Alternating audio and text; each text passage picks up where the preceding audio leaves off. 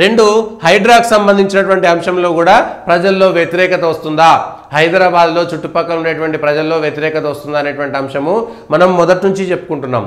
హైడ్రాకు సంబంధించి ఎవరు చెరువుల కబ్జాలను వ్యతిరేకించట్లేదు, ఎవరు చెరువుల కబ్జాలు కూల్చడాన్ని వ్యతిరేకించట్లేదు. చెరువుల కబ్జాలు ఏవైతే చేశారో అవన్నీ నాలాలను తొలగించాల్సిందే. అయితే ప్రశ్నలు ఇక్కడ ఉత్పన్నమయ్యేటువంటివి, మొదట వాటికి ప్రభుత్వ అనుమతులు ఎవరిచ్చారు? ఒక్కసారి ప్రభుత్వ అనుమతులు ఇచ్చిన తర్వాత వాళ్ళు కోర్టుకు పోవచ్చు, స్టేకి పోవచ్చు. నేను అమీన్పూర్లో కూడా ఒక బంగ్లా కట్టిన దాన్ని ఆ జిల్టన్ 6 తోటి పేల్ చేస్తే వాళ్ళ హైడ్రా కమిషనర్ రంగనాథ్, అధికారులు, తహసీల్దారు స్వయంగా కోర్టుకు హాజరు కావాలనేటువంటి ఆర్డర్ నిన్న కోర్టు వేసింది. కోర్టులో స్టే ఉన్నటువంటి బిల్డింగ్ని హైడ్రా ఏ విధంగా కూలుస్తుందని కోర్టు చాలా స్పష్టంగా ప్రశ్నించింది. ఇట్లా అనేక మంది వాళ్ళ కోర్టులకు వెళ్తున్నారు, స్టే ఇస్తున్నారు. ఆ స్టే ఉన్నటువంటి వాటిని అంటే ముందస్తుగా ప్రణాళిక లేదా మీ దగ్గర? రాష్ట్ర ప్రభుత్వం వీళ్ళ హైడ్రా అని అంటలేదు. హైడ్రా ఒక్కదాన్నే కాదు, హైడ్రా దూకుడుగా పోతుందా, వెనక్కి పోతుందా, ముందుకు పోతుందా, శనివారం నోటీసులు ఇచ్చి ఆదివారం కూల్చేస్తుందా? కనీసం చచ్చిపేటలకి హత్య చేసేటువంటి ఉగ్రవాదులకు అసంటిది ఇవాళ మన దేశంలో పెంచి పోషించి వాళ్ళకు చివరి కోరికలు అడుగుతున్నారు. పాపం ఇండ్లు కట్టుకున్నటువంటి వాళ్ళు ఉగ్రవాదులు కాదు, లేకపోతే దేశద్రోహులు కాదు కదా. తప్పు జరిగి ఉండవచ్చు, అయితే కావాలని తప్పు చేసినటువంటి వాళ్ళు ఎంతమంది, అనుకోకుండా జరిగినటువంటిది ఎంతమంది? ప్రభుత్వానికి తప్పుంటే మరి ప్రభుత్వానికి ఎందుకు శిక్ష వేయట్లేదు? కట్టుకున్నటువంటి వాళ్ళది తప్పే, ఆక్రమణ చేసి కట్టిరు అనుకుందాము, వాళ్ళే ఆక్రమణ చేసిరా, అంత ముందు ఆక్రమణ చేసిరా? ఒకవేళ వాళ్ళు ఆక్రమణ చేస్తే ప్రభుత్వం ఎందుకు వాళ్ళకి అనుమతులు ఇచ్చింది? ఈ విషయం అంటే ముందు ప్రభుత్వం పైన చర్య తీసుకోవాలి కదా. నష్టపోవాల్సింది వాళ్ళు పైసలు పెట్టుబడి పెట్టిరు, 20 ఏళ్ళలో 30 ఏళ్ళలో 10 ఏళ్ళలో వాళ్ళు ఇంటి పన్ను కట్టిరు, నల్ల పన్ను కట్టిరు, కరెంటు బిల్లులు కట్టిరు, అక్కడ మీరు రోడ్లు వేసిరు, వాళ్ళ ఓట్లు తీసుకున్నారు, అక్కడే ఓటు హక్కు ఉంది వాళ్ళందరికీ. మరి ఈ విషయం పైన ప్రభుత్వం ఎందుకు స్పందించదంటే ముందుగాల దీనిపైన ఒక గ్రౌండ్ వర్క్ జరగలేదు, కూలంకుషమైనటువంటి చర్చ జరగలేదు. మేము కూల్చేస్తాం, మేము కూల్చేయాలనుకుంటున్నాం, హైడ్రా పెట్టాలనుకుంటున్నాం, మా మనసులో ఉన్నటువంటి ఒక ప్రత్యేకమైనటువంటి ఒక పథకం అనుకున్నారే తప్ప దీని ద్వారా వచ్చేటువంటి మంచి చెడులను కీడించి మేలించాలంటారు. అందరూ మన ప్రజలే కదా, కట్టుకున్నటువంటి వాళ్ళు మన ప్రజలే, తప్పు జరిగి ఉండవచ్చు, కానీ వాళ్ళకు సమయం ఇవ్వాలి, వాళ్ళని పంపించాలి. మూసీ రివర్ బెడ్కి సంబంధించేమో మీరు ప్రత్యామ్నాయ మార్గాలు చూపిస్తారు, వాళ్ళకేమో అక్కడ నుంచి తరలించి వాళ్ళకు నష్టపరిహారం చెల్లిస్తారు. మూసీ నదిలో కట్టినటువంటి ఇండ్లైనా, మూసీ నదిలో కట్టినటువంటి కట్టడాలైనా ఆక్రమణ అయినప్పుడు చెరువుల్లో కట్టినవి కూడా ఆక్రమణనే. మరి వాటికి అనుమతులు ఇచ్చినప్పుడు అక్కడ వాళ్ళు డబ్బులు పెట్టుబడి పెట్టినప్పుడు వాళ్ళకు కూడా నష్టపరిహారం ఇవ్వాలి కదా. ఇగో ఇక్కడ ప్రభుత్వం విచక్షణ కోల్పోయింది, తమ విధానపరమైనటువంటి ఈ నిర్ణయాన్ని తీసుకోవడంలో విఫలమైంది. కేవలం గుడ్డెద్దు చేనులో పడ్డట్టు పోతున్నారు తప్పితే దానిపైన కూలంకుషమైనటువంటి చర్చ మాత్రం జరగలేదు. క్యాబినెట్ మీటింగ్లో చర్చ జరిగి హైడ్రాకి ఎక్కువ పవర్స్ ఇవ్వాలనుకుంటున్నారు, మూసీ సుందరీకరణ లేదా అభివృద్ధిని వ్యతిరేకిస్తున్నారు అనేటువంటి ఒక మాట అంటున్నారు. ఇది అభివృద్ధిని వ్యతిరేకించడం కాదు, అట్లాని చెరువుల కబ్జాలను ప్రోత్సహించడం కూడా కాదు. నిజంగా చిత్తశుద్ధి ఉంటే మీరు మొట్టమొదట ఫాతిమా కాలేజ్ని, లేకపోతే పల్లారాశ్వరెడ్డికి సంబంధించినటువంటి కాలేజీని, ఇంకోరు మల్లారెడ్డికి సంబంధించినటువంటి కాలేజీని ఇవన్నీ కూలగొట్టి, లేకపోతే పొంగులేటి శ్రీనివాస్ రెడ్డిదో, లేకపోతే ఇంకొవరిదో, వివేక్ వెంకటస్వామిదో, ఎవరెవరి ఆరోపణలు ఉన్నాయో, పట్నం మహేందర్ రెడ్డిదో, కాంగ్రెస్ వాళ్ళే ఎక్కడైతే ప్లస్ చంద్రబాబు వాళ్ళకి సంబంధించి ఎన్టీ రామారావు స్కూలో, ఎన్టీ రామారావు కాలేజో ఇవన్నీ కూడా FTLలో ఉన్నాయనేటువంటిది ప్రజలందరికీ తెలుస్తున్నటువంటి విషయం. దానిపైన మీ అభిప్రాయం ముందుగా చెప్పకపోవడం, పెద్దోళ్ళందరికీ సంబంధించి కేవలం కన్వెన్షన్ మీద ఒకటి కూలగొట్టేసి మిగిలిన దగ్గర ఎక్కడ కూడా పెద్దవాళ్ళు అనుకునేటువంటి వాళ్ళు, ప్రభుత్వంలో కొంత ప్రభావం చూపేటువంటి వాళ్ళపైన ఎక్కడ కూడా జోలికి పోలేదు. ఆ తర్వాత కూలిపోయిన అన్నీ కూడా సాధారణ ప్రజలే మాత్రమే. వాడు ఎవడో బిల్డర్ కట్టిండు, లేకపోతే రియల్ ఎస్టేట్ చేసినాడు, వెంచర్ వేసిండు, అమ్ముకున్నాడు, వెళ్ళిపోయిండు. కానీ కొన్నోళ్ళు పాపం వాళ్ళు అక్కడ ఏంటి బ్యాంకులలో లోన్లు తీసుకున్నోళ్ళు ఇండ్ల మీద ఆఖరికి పుస్తకాలు అమ్ముకొని కూడా ఇండ్లు కొనుక్కున్నారు. రేపు పెళ్ళైతే పిల్లలకి, ఆడపిల్లలకు ఉపయోగపడుతుంది, పొరగాళ్ళకు ఉపయోగపడుతుంది అని జీవితాంతం కష్టపడి చేసుకొని కొనుక్కున్నటువంటి వాళ్ళు కూడా ఉన్నారు. కబ్జాలు చేసినటువంటి వాళ్ళు ఉన్నారు. ఆ కబ్జాలు చేసినాక అమ్ముకుంటుంటే వాళ్ళకు తెలవక అనుమతులు ఉన్నాయి కాబట్టి కొన్నటువంటి వాళ్ళు ఉన్నారు. సో ప్రభుత్వం రెండు విషయాలు ఆలోచించాలి కదా, ఇటువైపు ఆలోచించాలి, ఇటువైపు ఆలోచించాలి. ఇక్కడ ఏకపక్షంగా వివరించింది. స్వయంగా ముఖ్యమంత్రి తమ్ముడికి సంబంధించినటువంటి లేదా అన్నకు సంబంధించినటువంటి ఇంటిపైన కూడా మార్కింగ్ చేసి వాళ్ళకు నోటీసులు ఇచ్చి వదిలేసి మిగిలిన వాళ్ళే మాత్రం ఎట్లా కూలగొడతారనేటువంటి దానిపైనే వాళ్ళ ప్రజలకు పెద్ద ఎత్తున మొదట ఈ చెరువులను కాపాడుతున్నారు చేస్తున్నారు, రేవంత్ రెడ్డి సర్కార్కు ధైర్యం ఉంది, చల్ వాళ్ళవే మొగోలు చేసేటువంటి పని చేస్తున్నారు, ప్రభుత్వం ఇట్లా అట్లా అని అనేకమైనటువంటివి వచ్చినాయి. ఇప్పటికి కూడా భిన్నాభిప్రాయాలు ఉన్నాయి. ఎందుకంటే అక్కడ నష్టపోయేటువంటి వాళ్ళకు బాధలు తెలుస్తాయి, లేదు బయట ఉండేటువంటి వాళ్ళకు అవును ఓడగట్టమన్నాడు చెర్లలో కట్టిన వాటిని కూలగొడితే తప్పేందని ఆ బాధ తెలియనటువంటి వాళ్ళు ఇంకో రకంగా ఉంటారు. కానీ రూపాయి కష్టపడి అది అన్ని అనుమతులు ఉన్నాయి, జిహెచ్ఎంసీ అనుమతి ఉన్న తర్వాత, హెచ్ఎండిఏ అనుమతి ఉన్న తర్వాత, ఇరిగేషన్ అనుమతి ఉన్న తర్వాత, కరెంటు బిల్లులు వచ్చిన తర్వాత, నల్లా బిల్లులు వచ్చిన తర్వాత, ఇదే సర్కారు రోడ్డు వేసిన తర్వాత వాటిని కూల్చాలంటే ఒక విధి విధానాలంటూ ప్రభుత్వానికి ఉండాలనా వద్దా, దానికి ఒక పద్ధతి పాడు ఉండాలనా వద్దా? కూల్చడానికి లేదంటే అక్కడి నుంచి తరలించడానికి తప్పులేదు, కానీ వాళ్ళకు సమయం ఇచ్చి చిన్న పిల్లలు స్కూళ్ళకు సంబంధించినటువంటి లేదా ఇంట్లో ఉన్నటువంటి సామాన్లను కూడా, లేకపోతే అక్కడ కంపెనీలో చిన్న ఏవో నడిపిస్తున్నారు అందులో ఉన్నటువంటి సామాన్లను తీసుకోవడానికి కూడా ఒక్కరోజు 2 రోజుల్లో సామాన్లు తీసుకోలేరు. అందులో నుంచి పోయి ఇంకొక దగ్గర ఇల్లు దొరకాలంటే హైదరాబాద్లో ఎంత కష్టమో తెలుసు కదా. వాళ్ళు అక్రమంగా చేసినా సక్రమంగా చేసినా ఇండ్లల్లో ఉండేటువంటి వాళ్ళకి సంబంధించి వాళ్ళ సామాన్లు ఎన్నో రూపాయలు ఎంతో కష్టపడితే కొనుక్కున్నటువంటి వాళ్ళు ఉన్నారు. 60-70% మంది అట్లాంటి వాళ్ళే ఉన్నారు. చెరువుల మధ్యలో ఉండొచ్చు, ఎఫ్టీఎల్లో ఉండొచ్చు, బఫర్ జోన్లో ఉండొచ్చు, కానీ దానికి ఒక ప్రత్యామ్నాయం. అన్ని పార్టీల మీటింగ్ ఎందుకు పెట్టలేదు దీంట్లో? ఆల్ పార్టీ మీటింగ్ పెట్టి ఇట్లా మేము హైదరాబాద్ని కాపాడాలనుకుంటున్నాం, చెరువులను కాపాడాలనుకుంటున్నాం, హైదరాబాద్ అంటే ఎవడు పడితే వాడు వచ్చి కబ్జాలు చేసుడు అయిపోతుంది, అట్లా కాదు, ఈ చర్యలు తీసుకుంటేనే రేపు పొద్దుగాలు ఎవడైనా కబ్జాలు చేయాలంటే భయపడతాడు, అధికారులు కూడా భయపడతారు, కాబట్టి ఇవాళ కూలగొట్టారు, బీజేపీలు వ్యతిరేకిస్తారు, టీఆర్ఎస్ వాళ్ళు వ్యతిరేకిస్తారు, ఎంఐఎంలు వ్యతిరేకిస్తారు, ఇంకొకరు వ్యతిరేకిస్తున్నారు. ఇన్ని పార్టీలు వ్యతిరేకిస్తుంటే ఇప్పుడు వాళ్ళను రాజకీయం చేయదలుచుకున్నారా, నిజంగా చెరువులను కాపాడదలుచుకున్నారా? ఒకవేళ ప్రభుత్వానికి చిత్తశుద్ధి ఉంటే మళ్ళా చెరువులను కాపాడంలో తప్పలేదు, అక్రమ కట్టడాలు కూర్చడంలో తప్పలేదు, కానీ 20 ఏండ్ల 30 ఏండ్ల 50 ఏండ్ల ఎంతవరకు అక్రమ కట్టడాలు తీస్తారనేటువంటిది ఒక లిమిట్ పెట్టాలి కదా. మీరు చెప్పాలి, 20 ఏండ్ల నుంచి మేము కబ్జాలను కాపాడతాం, 20 ఏండ్ల నుంచి కబ్జాలు చేసినటువంటి వాటిని కాపాడతాం, లేదు 30 ఏండ్లు, లేదు 10 ఏండ్లు, 2014 తర్వాత తెలంగాణ వచ్చిన తర్వాత జరిగిన కబ్జాలను మాత్రమే తొలగిస్తాం. ఒక విధానం ఉండాలి కదా. ఒకవేళ మీరు ఇవే కబ్జాలు అనుకుంటే ముందుగాల ప్రతిదీ హుస్సేన్ సాగర్ తోటే మొదలు పెట్టాలి. హుస్సేన్ సాగర్తో మొదలు పెట్టాలి. హుస్సేన్ సాగరు ఎఫ్టీఎల్ ట్యాంక్ బండు ఏదైతే ఉందో దానికి సంబంధించినటువంటి ఎఫ్టీఎల్ మొదలుపెట్టి అక్కడ జరిగినటువంటి అక్రమ కట్టడాలు మొట్టమొదట ఎఫ్టీఎల్ బఫర్ జోను హుస్సేన్ సాగర్కు సంబంధించిన దాన్ని అక్కడ మనం మొదలుపెట్టి ఎఫ్టీఎల్లో ఏవేవి ఉన్నాయి, సెక్రటేరియట్ ఉందా, లేకపోతే అక్కడ ఏదో సినిమా హాల్ ఉంది ఐమాక్స్ అది ఉందా, లేకపోతే నెక్లెస్ రోడ్ ఉందా, లేకపోతే దాని పక్కన చుట్టుపక్కల ఉన్నాయా, హోటల్స్ ఉన్నాయా, పక్కన ఉన్నటువంటివి ఉన్నాయా, ఇవాళ హైడ్రా భవనం కూడా ఎఫ్టీఎల్ బఫర్ జోన్ పరిధిలో ఉందనేటువంటిదే వస్తున్నటువంటి వాదన. ఎన్ని సంవత్సరాల వెనక్కి మీరు హైడ్రాను వాడుతున్నారు, ఎన్ని సంవత్సరాల నుంచి కబ్జాల విషయంలో మీరు చర్యలు తీసుకుంటున్నారు, దీనిపైన ప్రభుత్వం యొక్క విధానం ఏంటి, మీ విధి విధానాలు ఏంటి, మీరు తీసుకున్నటువంటి చట్టం ఏమిటి, లేదంటే అసెంబ్లీలో చర్చ చేయాలి కదా. పార్లమెంట్ మీరు ఆల్ పార్టీ మీటింగ్ పెట్టడం ఇష్టం లేదు, అసెంబ్లీలో పెట్టొచ్చు కదా. అసెంబ్లీ ప్రత్యేకమైనటువంటి ఒక సమావేశం పెట్టి మేము మా సర్కారు మేము ప్రకృతిని కాపాడాలనుకుంటున్నాము, ఈ ప్రకృతి విధ్వంసం వల్ల మొత్తం నష్టపోతున్నాం కాబట్టి హైదరాబాద్లో వరదలకు సంబంధించి మళ్ళా రేపు పొద్దుగాల ఇవాళ వానలు అయిపోయినాయి కాబట్టి ఏం లేదు, మళ్ళా వానకాలం వస్తే ఇండ్లు మునిగిపోయినాయి అని మళ్ళా వస్తారు. అప్పుడు ఇదే సోషల్ మీడియాలో పెట్టిన వాళ్ళు చూసిరా వీళ్ళు కబ్జా చేసిరు ఇవన్నీ తొలగిస్తే తప్పేమున్నదని మళ్ళీ వానకాలం ఇంకో రకంగా మాట్లాడతారు. ఇవాళ ఉన్నటువంటి వార్త రేపు పొద్దుగాలు ఉండదు. మీరు గత 9 నెలలుగా పరిశీలించండి.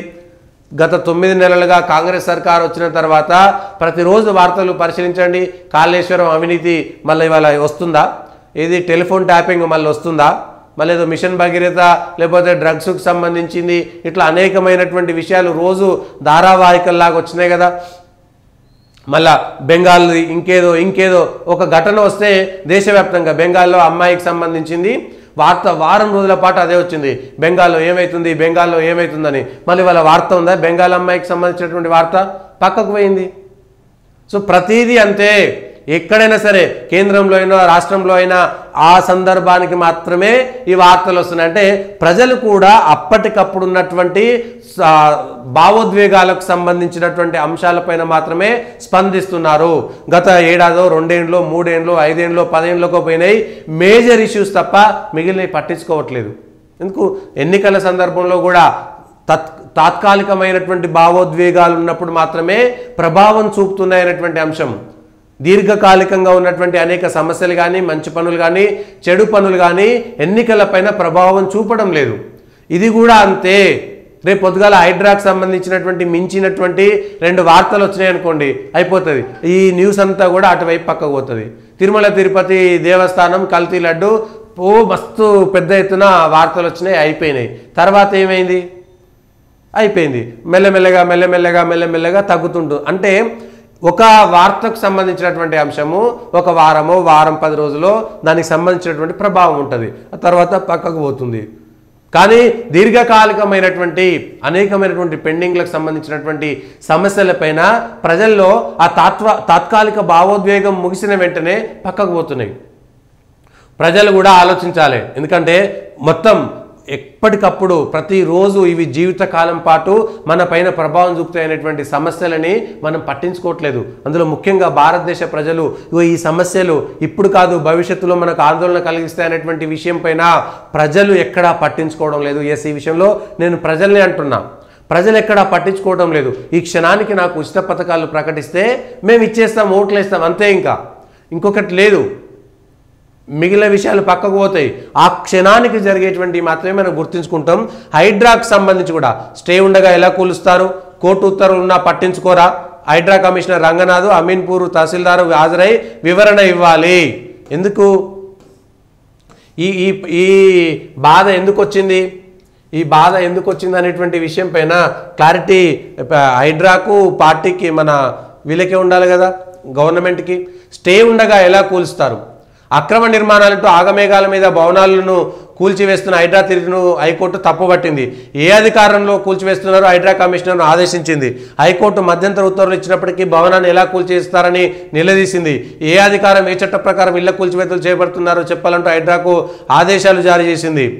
ఇదేది Kistareddypet panchayat Srikrishnanagar plot number 92 survey number 125 126లో ఉన్న ఓ ప్రైవేట్ హాస్పిటల్ భవనాన్ని నెల 22న కూల్చివేయడాన్ని తీవ్రంగా తప్పుపట్టింది. నాడు కూల్చివేతలు చేపట్టరాదని సుప్రీంకోర్టు స్పష్టంగా ఆదేశాలు జారీ చేసినప్పటికీ బాధితులకు ఎలాంటి అవకాశం ఇవ్వకుండా ఉదయం 7:30 గంటలకు కూల్చివేతలు చేపట్టడం అక్రమం అని పేర్కొంది. ఏ అధికారంతో చేస్తున్నారో చెప్పాలని కూడా ఈ విషయం పైన చెప్పింది. మొన్న కూడా కుక్కట్పల్లిలో కానీ ఇంకొక చోట కానీ ప్రజలు చెప్పేది అదే, మాకు తెలియదు, మేము కొనుక్కున్నాము, మీరు నోటీసులు ఇవ్వండి, వారం రోజుల 10 రోజులు నెల రోజుల్లో మాకు అవకాశం ఇవ్వాలి, కానీ దొంగలు పడ్డట్టుగా ఉగ్రవాదుల మీద సర్జికల్ స్ట్రైక్ చేసినట్టుగా పోతే ఎట్లా అనేటువంటిదే ఉత్పన్నమవుతున్నటువంటి ప్రశ్న. ముఖ్యమంత్రి గారు ఆలోచించండి. మీ పక్కకున్నటువంటి సలహాదారుల, ప్రభుత్వ సలహాదారుల, మీ వ్యక్తిగత సలహాదారుల, ఇంకెవరో మిమ్మల్ని తప్పుదోవ పట్టిస్తున్నారా? మీకు చెడ్డ పేరు రావడానికి తీసుకొస్తున్నారా? సంకల్పం మంచిదే కావచ్చు, చేస్తున్నటువంటి విధానంపైనే వాళ్ళ ప్రశ్న ఉత్పన్నమవుతుంది. చెరువులను కాపాడాలనేటువంటి సంకల్పం మంచిదే ఉండవచ్చు, కానీ ఎగ్జిక్యూషన్ పైనే, మీరు చేస్తున్నటువంటి కార్యనిర్వహణ పైనే, మీరు చేస్తున్నటువంటి పని విధానం పైనే, జరుగుతున్నటువంటి దానిపైనే ఆందోళన, ప్రజలు చెప్తున్నటువంటి ఆవేదన. ఈ ఆవేదన భరితమైనటువంటి మాటలను ఎందుకు వింటలేరు? మీకు ఎందుకు ఇంటెలిజెన్స్ చెప్పట్లేదు? మీకు ఎందుకు మీ స్థానిక ప్రజాప్రతినిధుల ద్వారా వివరాలు తెలుసుకోవట్లేదు? ఎందుకంటే మీ మెప్పు పొందడం కోసం మీ మనుషులు అంత బాగానే ఉందన్నా అని చెప్తుండొచ్చు, కానీ ప్రజలు పెట్టేటువంటి శాపనార్థాలు, ప్రజలు చర్చించుకునేటువంటివి జీవితకాలం ఉపయోగపడతాయి, జీవితకాలం మీ పైన ఉంటాయి. ఇవాళ కావచ్చు, రేపు పొద్దుగాల ఎక్కడైనా ఎన్నికలు జరిగితే ఇగో ఈ అంశాలు మీకు బయటకు వస్తాయి. ఎన్నికల కోసమే కాదు, కానీ మీరు చేస్తున్నటువంటి పనులలో ఈ తేడా ఎందుకు వస్తుంది అనేటువంటి దానిపైనే క్లియర్గా చెప్పాల్సినటువంటి అవసరం ఉన్నది. ఈ సోషల్ మీడియాలో మరింత ఫోకస్ ఇచ్చేసి మూసీ అభివృద్ధిపై విష ప్రచారమా? సోషల్ మీడియాలో తప్పుడు ప్రచారాన్ని సహించబోం. మూసీ అభివృద్ధికి ఎవరు ఆటంకం కలిగించట్లేదు. 2000 సంవత్సరము 2001లోనో బాగా వరదలు వచ్చినప్పుడు ఈ ట్యాంక్ బండి కింద అశోక్ నగర్, ఆ బండమైసమ్మ దగ్గర ఉన్నటువంటి ఇండ్లన్నీ కొట్టిపోయినప్పుడు ప్రజలే స్వతహాగా అక్కడ నుంచి బయటికి పోవడానికి ప్రయత్నాలు చేశారు. ప్రభుత్వాల సందర్భంలో ఏం చేయాలంటే ఇగో నిన్న మొన్న వరద వచ్చింది కాబట్టి వెంటనే తేరుకొని వాళ్ళని అందరిని అక్కడ నుంచి తొలగించేసి ప్రత్యామ్నాయంగా వాళ్ళకి ఏమైనా ఏర్పాట్లు చేసి మొత్తమే వాళ్ళు కబ్జా చేసి కట్టుకున్నారు కాబట్టి మేము ఎందుకు ఇస్తామంటే కుదరని పని. 20 ఏళ్ళు 30 ఏళ్ళు అక్కడ ఉన్నటువంటి వాళ్ళని తొలగించాలంటే కొన్ని విధి విధానాలు ఉంటాయి. కాబట్టి మీ కాంగ్రెస్ ప్రజాప్రతినిధులు ఎక్కడనో మిమ్మల్ని ఇబ్బంది పెడుతున్నారు. దయచేసి వస్తున్నటువంటి వ్యతిరేకత ఇవాళ మీడియాలో వస్తున్నది కాదు, ప్రజల్లో వస్తున్నటువంటి వ్యతిరేకతని అయితే సోషల్ మీడియాలో కావాలని కొందరు కాంగ్రెస్కి వ్యతిరేకంగా ఉండేటువంటి వాళ్ళు చేస్తున్నారని కాదు. ఎక్కడైనా సరే మీకు మీరే సమీక్ష చేసుకోండి. చేస్తున్నటువంటి పద్ధతి కరెక్టా? మీరు ఒక ఇల్లు కూలగొట్టాలంటే నోటీస్ ఇవ్వండి. ఒకవేళ భూసేకరణ ఇవాళ RRRకు భూసేకరణ చేస్తున్నారు. భూసేకరణ చేయాలంటే ఎట్లాంటి పద్ధతులు వాడుతున్నారు? ఏదైనా ఒక ప్రాజెక్టుకు భూసేకరణ చేయాలంటే ఎట్లాంటి పద్ధతులు వాడుతున్నారు? ఎన్ని రోజుల ముందు నోటీసులు ఇస్తున్నారు? పేపర్లలో నోటీస్ ఇచ్చి నోటిఫికేషన్ ఇచ్చి ఆ తర్వాత గ్రామాల్లో గ్రామ సభలు పెట్టి లేకపోతే అక్కడ ఉండేటువంటి వాళ్ళకు సభలు పెట్టేసి వాళ్ళను సముదాయించి ఇగో మీకు ఇంత నష్టపరిహారిస్తాం లేదా మీకు ఇంకేమైనా కోరికలు ఉన్నాయా? మరి వీళ్ళందరూ కబ్జాలు చేసిన వాళ్ళకు అట్లాంటి హక్కులు ఉంటాయంటే వాళ్ళు కబ్జాలు అందరూ చేసినటువంటి వాళ్ళు కాదు. 70-80% మంది కొన్నటువంటి వాళ్ళే, రెక్కల ముక్కలు చేసుకొని కష్టం చేసుకొని కట్టుకున్నటువంటి వాళ్ళే. వాళ్ళు మూసీ నదిలో కట్టినప్పుడు అనుమతులు ఇచ్చినటువంటి వాళ్ళే తప్పు, ఆ ప్రభుత్వాన్ని తప్పు. దమ్ముంటే వాళ్ళని లోపలేయండి. వీళ్ళని ఎందుకు నష్టపరుస్తారు? వీళ్ళు నష్టపరుస్తున్నారు కాబట్టి మీరు నోటీసులు ఇచ్చి నెల రోజుల 2 నెలల ఇగో మేము దీన్ని కట్టుబడి ఉన్నాము, మీరు ప్రత్యామ్నాయాలు చూసుకోండి. నిన్న మూసీ నది దగ్గర 23 కుటుంబాలు 30 కుటుంబాలు మీరు డబుల్ బెడ్రూమ్ ఇస్తే ఈ లొల్లి మాకెందుకని వెళ్ళిపోయారు. మీరు ఏం చేయాలి? పక్కా ఇళ్ళు కట్టుకున్న వాళ్ళు కాకుండా గుడిసెలో చిన్న చిన్న రేకులో మామూలుగా ఉన్నటువంటి వాళ్ళని ముందుగాల తరలించండి. వీళ్ళని చూసి వాళ్ళలో కూడా మార్పు వస్తుండొచ్చు. ఇవాళ ఒక్కటే రోజులో చేసేది కాదు కదా, ఈ ప్రాజెక్టు మొత్తం ఒక్క రోజులో చేసేది కాదు కదా. కాబట్టి స్వచ్ఛందంగా తరలి వెళ్ళేటువంటి వాళ్లకు మేము మీ సొంతంగా వదిలేస్తే మేము ఇట్లాంటి ఇస్తామని.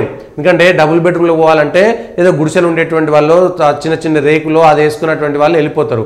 కానీ పక్కా ఇళ్ళు కట్టి 1 అంతస్తు 2 అంతస్తులు 3 అంతస్తులు కట్టుకుని కిరాయిలు పెట్టుకొని రేపు బిడ్డ పెళ్లికి ఇది ఇస్తా కొడుకు పెళ్లికి అది ఇస్తా అని పెట్టుకున్నటువంటి వాళ్ళు, ఎందుకంటే ఆ ఇల్లు వాళ్ళకు ఒక ఉద్వేగంతో కూడుకున్నటువంటిది, వాళ్ళ జీవితంతో ముడిపడ్డటువంటిది. ఎందుకంటే ఎంత పేదవాడైనా సరే ముఖ్యంగా మధ్యతరగతి వాళ్ళు ఆ ఇల్లు నాది అనేటువంటిది, సొంత ఇల్లు అనేటువంటి ఒక బంధం చాలా పెద్దగా ఉంటుంది. మీ గ్రామాలలో మీకు ఇదేంది మల్లన్న సాగర్ ముంపు బాధితులలో కూడా అదే జరిగింది కదా. అక్కడ ఉన్నటువంటి గ్రామాల్లో ఆ గ్రామాలు ఖాళీ చేసేటప్పుడు ఆ గ్రామాలను నేను వెళ్ళి పరిశీలించినప్పుడు వాళ్ళతో మాట్లాడుతుంటే ఇండ్లు ఫోటోలు తీసుకుంటే దాంతో వాళ్ళ జీవితం ముడిపడి ఉన్నటువంటి దాన్ని వదిలిపెట్టి పోవాలంటే నీకు అక్కడ కరువు వచ్చో లేకపోతే అతివృష్టి వచ్చో ప్రకృతి వైపరీత్యాలు వస్తే ఏం చేస్తామనేటువంటి మానసిక స్థితి ఉంటుంది. అట్లా కాకుండా ఎవరైనా బలవంతంగా అక్కడ నుంచి వెళ్ళగొడితే మాత్రం ఇంకో రకంగా ఉంటుంది. మేము మల్లన్న సాగర్ సంబంధించినటువంటి ఆ వేములఘాటు ఆ 10 గ్రామాల్లో 12 గ్రామాల్లో వెళ్ళి తిరిగినప్పుడు ఆ గ్రామాల్లో ఉండేటువంటి ప్రజలు మాట్లాడుకున్నటువంటి తీరు, చేసినటువంటి పద్ధతి, వాళ్ళలో ఉండేటువంటి అంటే ఏ ఇంటిని కదిపినా ఏ వ్యక్తిని కదిపినా మమ్మల్ని తరలిస్తున్నారు, మమ్మల్ని వెళ్ళగొడుతున్నారు ఈ ఫీలింగ్.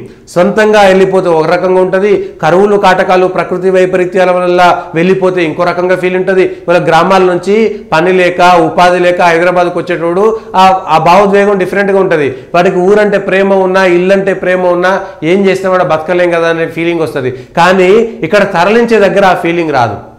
కాబట్టి ఇగో ఈ విషయాలన్నిటిని దయచేసి సర్కారు పెద్ద మనసు చేసుకొని మీరు అభివృద్ధి చేయండి, ఆక్రమణను తొలగించండి. కానీ మీరు ఒకేసారి మీరు మొత్తం హైడ్రా లేకపోతే జిహెచ్ఎంసీ వీళ్ళందరూ కలిసి ఎన్ని చెరువులు ఉన్నాయి, ఎన్ని చెరువులు ఆక్రమణలు గురైనాయి, ఇగో ఇవన్నీ చెరువులు FTLలో బఫర్ జోన్లో ఉన్నాయని అందరికి ఒకేసారి నోటీసులు ఇవ్వండి.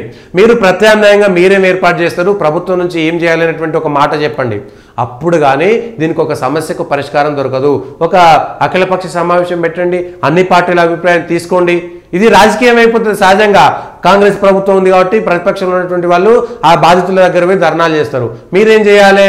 తెలివిగా ముందుగా అన్ని పార్టీలను కలిసి కూర్చోబెట్టి దీనిలో ఇగో ఈ తప్పులు జరగకుండా ప్రయత్నం చేయాలి. అది చేయడంలో విఫలమైంది, అసెంబ్లీలో చర్చ పెట్టడంలో విఫలమైంది. కాబట్టి మూసీ నది దగ్గరన ఇంకో దగ్గరన పక్కన పెడితే ఏం చేస్తున్నాం అనేటువంటి దానిపైన క్లారిటీ ఇవ్వడంలో మీ దగ్గర మాత్రమే ఉంది.